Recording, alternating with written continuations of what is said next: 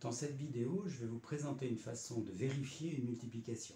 C'est ce qu'on appelle, à tort, la preuve par 9. Alors, voici comment elle fonctionne. Donc, supposons que vous ayez trouvé une multiplication, le résultat d'une multiplication. Donc, je reprends toujours l'exemple, 365 multiplié par 76 égale 27 740.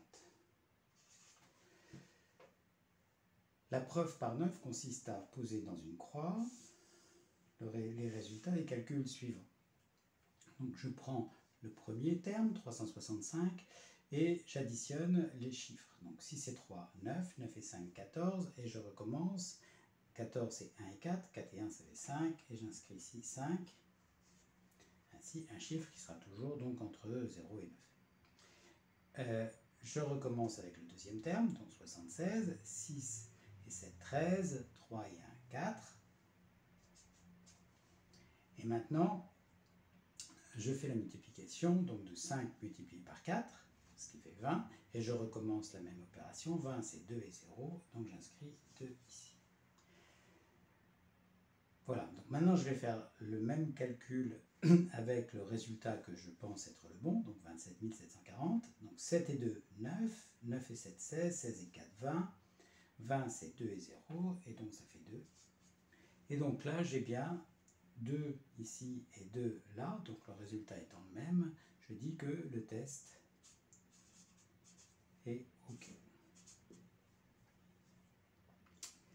Alors, supposons que vous n'ayez pas trouvé 27 740 comme il se doit, mais que suite à une erreur, vous ayez trouvé 27 750, par exemple. Donc, si je repose ma croix, donc j'ai toujours le 5 pour 365, j'ai toujours le 4 pour 76, 5 x 4, 20, j'ai toujours le 2.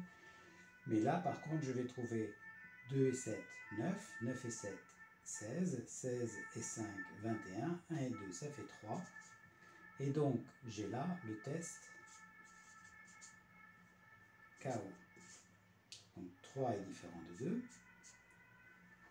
Et le test est KO. Donc, il y a une erreur quelque part. Le test ne dit pas où, mais elle dit le résultat est erroné.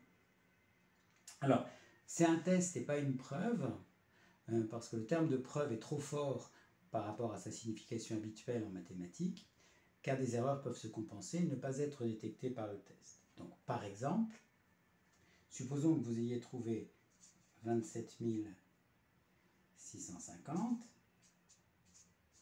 eh bien on voit bien que donc 365 ça va toujours donner 5, 76 toujours 4, et leur multiplication 5 x 4, 20, ça fait toujours 2, mais là je vais trouver 7 et 2, 9, 9 et 6, 15 et 5, 20, 2.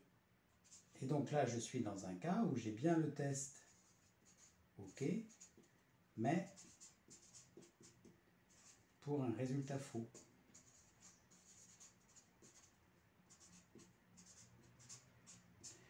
Donc, comme nous le savons depuis le Covid, dès qu'on parle de test, il peut y avoir des faux positifs. Donc là, c'est le cas ici, puisque j'ai le test qui me dit OK, mais en fait, en vrai, le résultat est faux. Par contre, contrairement au Covid, dans ce test, il ne peut pas y avoir de faux négatifs. C'est-à-dire que si ici, j'ai le test qui dit KO, alors il est certain qu'il y a une erreur dans la multiplication. C'est donc un test, et non une preuve, mais c'est un test qui est une bonne indication permettant de vérifier que le résultat est probablement, très probablement, juste.